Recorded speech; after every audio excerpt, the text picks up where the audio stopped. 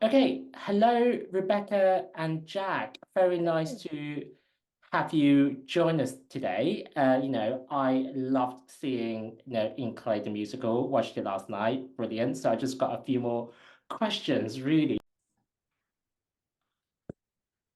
Okay, hello, Rebecca and Jack. Very nice to have you join us today. I loved seeing, In Clay the musical, watched it last night. Brilliant. So I just got a few more questions really to follow on and hoping to get some, juicy snippets and some insights about the show to really. Amazing.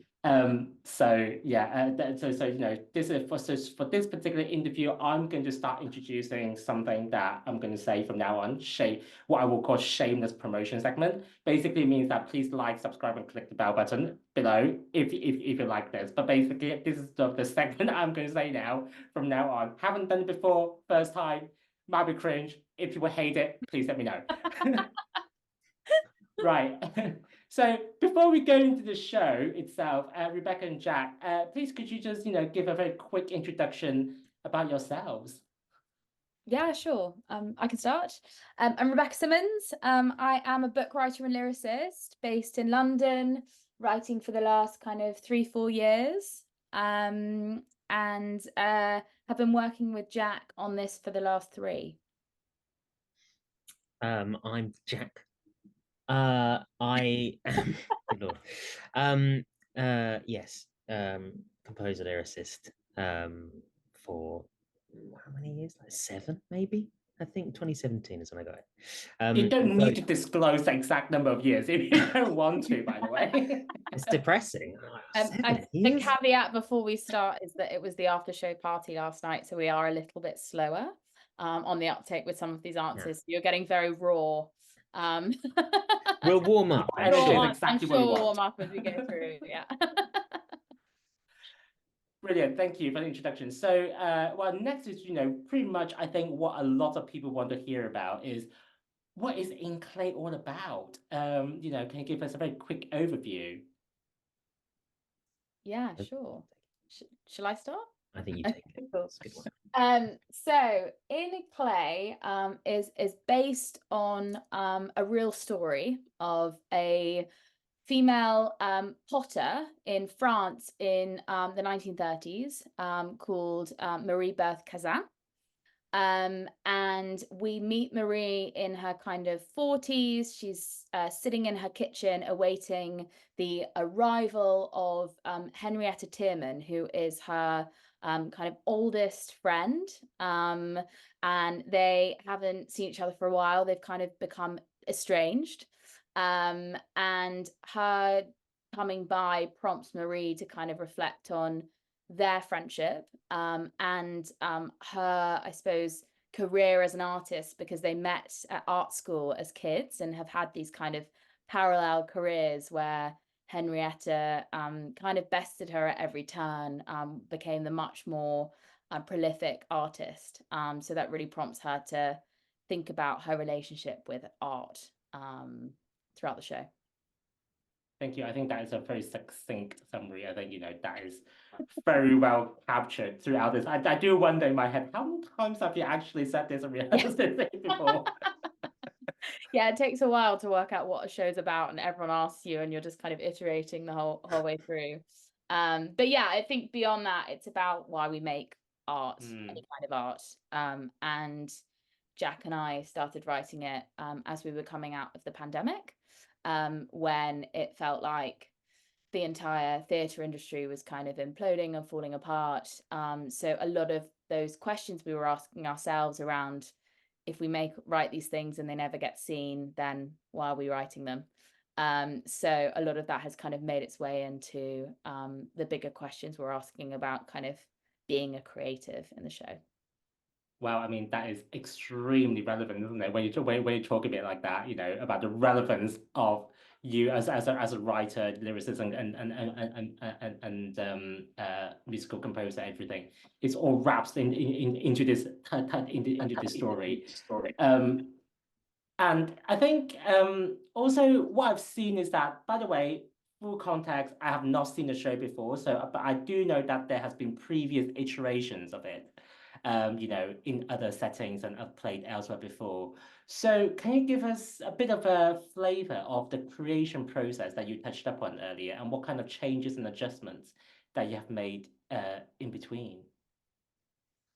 I think that the biggest one is that this time around is the full thing for the first time, because for Vault Festival last year we had to, you can't run more than an hour, and we did anyway, and they told us off, but yeah. yeah, but we had to cut huge chunks of what we'd already written out, to make the runtime like more acceptable. We cut a song 2 days before the first performance, and there was this sort of weird gap in the narrative as a result. We kind of tried to patch it up with a few lines, but so this is the full thing, which is so exciting to sort of see the full show as we'd always like envisioned it, because now we can sort of, it's obviously still a process of writing and writing and writing, but this is the first time we've seen what we wanted to write. Yeah, and just to follow on from that, I think we've been self-producing this up until this point, where we've been obviously collaborating with the Gatehouse on this production, and as a result, we had to be very, very careful with just the amount of time you spend in the rehearsal room on R&D, right? Because it's very hard to strike that balance. And so this is kind of the first time where we've had an actual proper rehearsal process. We kind of think back to the vaults, and we're like, how on earth did we do that run with, like 4 or 5 days of rehearsal? It does seem absolutely wild now. So it's been really lovely to kind of, because it's a one-woman show and it's just a lot for an actress to take on, and create all of that kind of light and shade that you see in the production, actually having that space to do that and play. And there are some elements, as of the making of the pots and bits and pieces that we could actually do for the first time, that have just really just added this whole other dimension to the kind of experience as a whole. Yeah, and actually, I was going to touch upon that as well, because I do think that the whole okay, well, how am I going to call this? Clay molding. I'm going to call it clay molding because I don't know what the technical term is. It's actually called throwing a pot. Is that On the what's actually wheel? called? Yeah. Okay. So if you're making a pot on a pottery wheel, it's called throwing a pot. Yeah. Which people Okay. are kind of confused about, because we're not actually smashing pots at that point. At that point, I mean, that is important because yeah, okay, because I did pick up, it's like, is that referring to that part of the sequence, or is it actually something else? Because okay, fine, audience, please don't at me for knowing this. I'm just not a artist or ceramicist in any way, so but I think that by using that in the show, it really does, like you said, add something quite extra to it. So what kind of thought process did you go through when you are, considering adding this in, and actually, but it's not just that, because you have incorporated different types of artistic elements within a show as well. So can you just talk us through, what are the highlights and challenges associated with that? Do you want to start, Jack? Yeah, I mean, so the show, before the show existed as an idea, the idea of somebody making a pot while sort of jazz scat singing over that kind of jazz manouche style music as the pot, as they sort of form the pot, they grow the pot, the band gets bigger and the melody gets more complicated, and thing like elements get larger and larger and larger until eventually she has a pot. That was kind of the first thing that I thought would be so cool to see on stage. And then so that's always, like, mentally, that's always been in the show. As just like with Vaults, we very limited, and teaching someone how to throw a pot, it's really difficult process. And so we had a very sort of rudimental version of it in the vaults run, but it's always been there. As soon as we can, we'll get a pottery wheel, we'll have someone throw a pot on stage. And then we sort of came upon this story later, looking for a story that we could have this as a feature. So it's very much at the core of the show. Yeah, and then I mean, logistically, obviously, it's a nightmare to like to actually execute it in the way that we have for this run. We collaborated with a local art school called the Highgate School of Art. There's a really amazing potter there called Basil Alton, who has just acted like a consultant on the show, showing us kind of what could be done and what couldn't, and what felt authentic and what didn't. But he also did a couple of lessons with the girls just to start with, and then they were basically throwing a pot a day throughout the rehearsal process, just to get to the point where it felt comfortable and confident, because it comes pretty early in the show, and it takes a lot of kind of confidence to be able to do that in the way that they that Ros managed it last night, and I'm sure Ellie will tonight. So did you think at any point during the rehearsal process that you think, oh God, I don't know if they're going to make it? No, should we keep this? Should we not? Should we get rid of this? Did that occur to you at any point? Yeah, I think it was like we were adamant that it would stay in, but it's like, how do you minimize the risk around stuff going wrong? So I don't want to give away the secrets, but it was like, how much do we show versus, and actually, I think we're really happy with that balance that strikes, because it does, you see a pot being created in front of your eyes, and that for us, like Jack said, is like so central to the story, and but was such an exciting pull for us to just get excited about this show to start with. But yeah, of course, every technical element that's kind of trickier in a show, basically until like just before press night, you're going, is this gonna work? I don't know. Like, you just, I think, hold your nerve, and you have to trust the team that we've kind of, everyone's done the work to pull it off. Yeah. I mean, I did watch that, and I think obviously, there's a song that was immediate precedes that, and I was thinking, when they put the clay on the table, for, are they going to do this? Are they not going to do this? I mean, in my head, I was really hoping that you would, and there was just that little bit of a pause that I thought, is this going to happen? I don't know, but then it did, and that was magical. So that's one of the many highlights from the show. So it clearly paid off. So congratulations to the team for mastering the technique, really. And perform it to a live audience. So and moving on a little bit, obviously, just want to touch upon the two actresses that you have casted for this show. So clearly Rosalind and Ellie Eleanor, who you casted as the main Marie-Berthe and the alternate, they caught your eye in some way. So can you give me a little bit of a snippet as to what drew your attention to these two actresses to begin with? Yeah, so I've known Ros Ford for 10 years, 11 years. We actually went to university together. I used to audition against her. It's so funny. It's kind of, someone pointed this out to me, Jack, yesterday. I used to go up for roles with Ros, and she'd always get them because she's extraordinary. And I used to think, because I really, like a lot of us, right, we start thinking maybe want to perform. I was like, well, I'm never going to be as good as committed as Ros, so maybe I'll start directing instead. So I started directing for her when we were at Edinburgh University.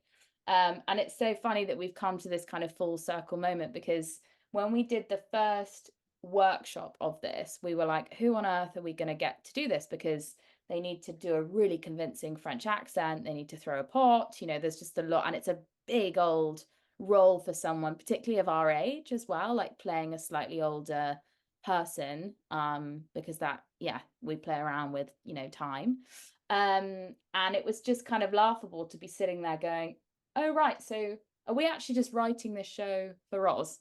Is that what's going on here? So she's been with us really kind of from very early stages, has done every iteration, and it's just so wonderful to get to a point where she just feels so comfortable in the role now as well. As a result, finding an alternate for this run was really difficult because you know, you're coming in and it's just such a heavy lift. But we had seen Ellie and Heather's which was absolutely extraordinary. She covered Veronica a couple of times. And she just has she's just a very different actress. She brings very different qualities to the role. She has a very different voice type, much kind of higher belt, so it sounds very different. And so I think that's been so exciting for us to have a chance to kind of offer two quite different Maries, rather than having, you know, a lead and then someone understudying that part and giving you the same thing. So yeah, we're super excited. She goes on for the first time this evening. Yeah, super excited to kind of see what she does with it. Yeah, great. I mean, yeah, I saw Ross last night, and she was phenomenal, really. I mean, that's the only word I can really use. And Ellie, you know, I mean, like you said, if she brings something completely different to the role, I think, you know, I would be very keen to go back and see it. I just don't know when she'll be on. That's the problem. So it's all on our Instagram. All of their dates are up. And on the website, and Ellie and Roz is all on their socials as well. So we're just, I think we've got everything up until the last week online, when each of them is going on. Ooh, interesting. Maybe I'll make a surprise visit on one of the days when Ellie is on, but I shall keep myself hidden. Not that it matters anyway. But you know, I think, like you alluded to earlier, this is such a demanding role. You know, after seeing it last night, you know, there's a huge range in terms of the characterization itself, but also musically as well. You know, it's just such a broad range of skills that they need to bring with them. So I think it would be great to hear from the both of you what you think, what the highlights and challenges are for this particular role that you have created. I just think the vocal range that you need to have, because it's been written in my head to fill a bit of a void. You know, a role for more of a alto, you probably get away with mezzo, in their early 40s, that those kind of roles aren't super numerous. And I think that's something certainly, you know, we're conscious of when we're trying to write shows, is to find things that people are doing less, and so there's then space for you. So it's the vocal range is, I mean, first and foremost the biggest thing. And it's one of the things we found with Vault, because it was such a big it's an emotionally draining show as well to perform, which is part of the reason we have an alternate for this, because we just, in order to get the best out of Roz, I think we split the time as slightly better, so she has that opportunity to recover, to be given her best for every performance. I think that's why we felt, oh my goodness, we need somebody else, so that everybody gets, you know, as good a show as we can possibly give them. Yeah, I did definitely thought that as well. You know, when I listened to it, I struggle to think how somebody can perform this 8 times a week. But you know, that answers some of the questions. But yeah, Rebecca. No, I was just going to say, you know, it's one person, so the entire thing, like, is basically going to be successful if this person can have the acting chops to get through what is also an incredibly demanding lib, right? She has to play multiple parts. It's not just your main kind of lead Marie. She has multiple conversations with other people, sometimes you know, 3-way conversations she's doing, which finding all those different characters and making them super distinct immediately is incredibly hard. We've also tried there's just a lot of light and shade in it. You know, there's some really, there's a lot of depth when it comes to the more emotional pieces. And there's, well, hopefully a lot of fun in there as well. So finding someone that has all of those different gears is tricky when we're looking at all the other things as well, the vocal piece, the the art pieces. Yeah, I think we're just very lucky to have them both.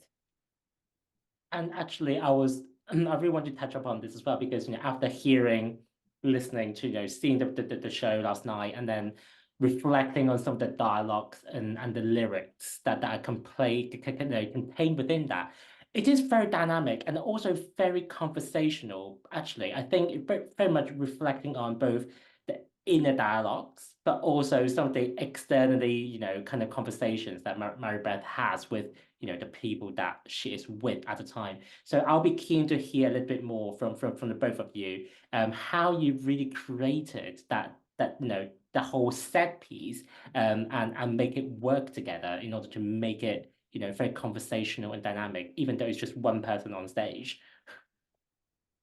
Yeah, it's a funny one. So we this is the first show we wrote together, and we actually started writing in lockdown. I think it was like a couple of months until we actually met in person. We did that very awkward kind of walk around Tooting-Common, didn't we, Jack? Being like, We okay, did.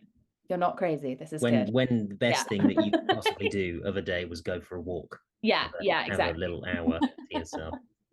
But I think as a result, we actually spent 6 months really talking through the story in a way that neither of us had done in our writing before. So really working out like where the beats were, where the songs were, what the kind of A to B of each of those moments were. And I think organically coming out of that, there are moments that are, like you say, her inner dialogue, how she's feeling at the time. And then because it's a one woman show, there are moments where it's story pieces. It's really like moving the plot along, because we always wanted to be dealing with a really long time frame, right? You kind of see her life up until that point. So that kind of came quite organically.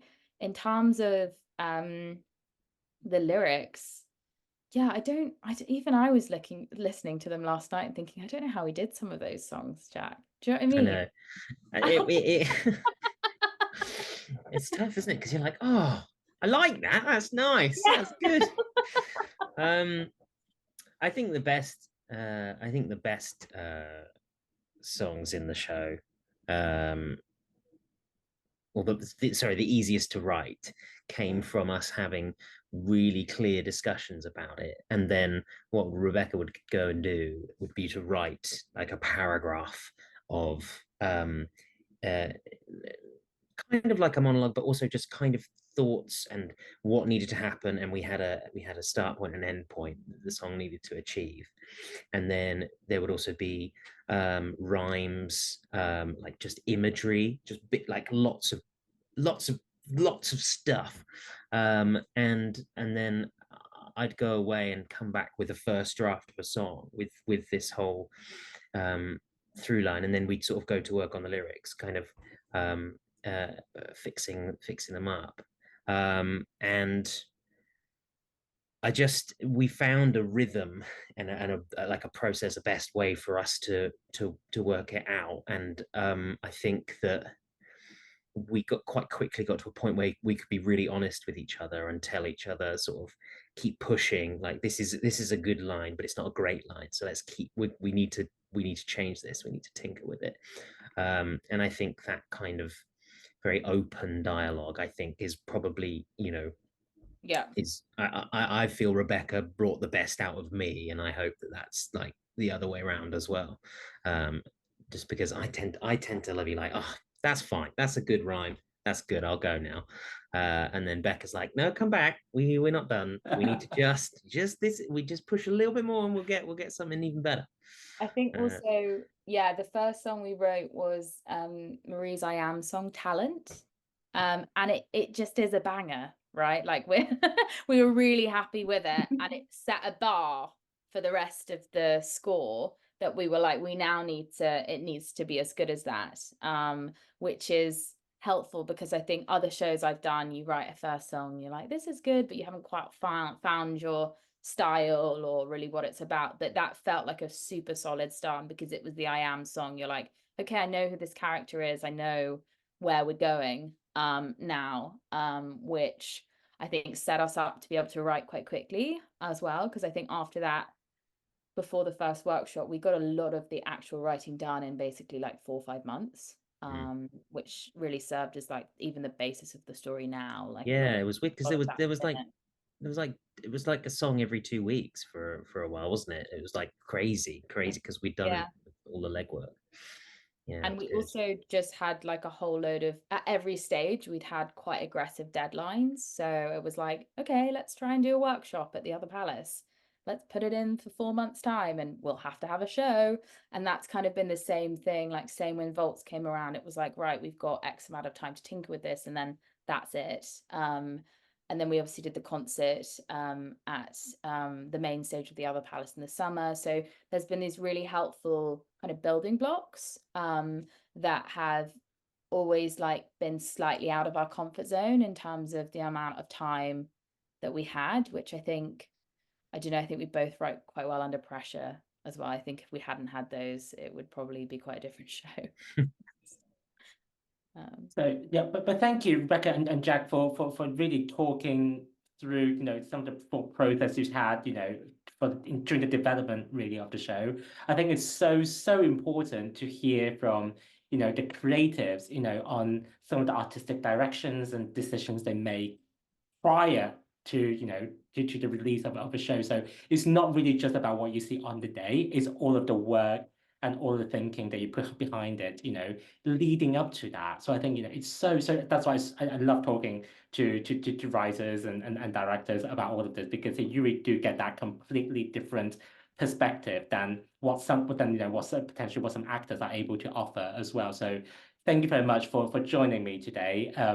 And loved speaking with the both of you. And for those of you watching this video, you can still catch In Clay, a new musical at Upstairs at the Gatehouse until the 7th of April, and I'll share the link in the description.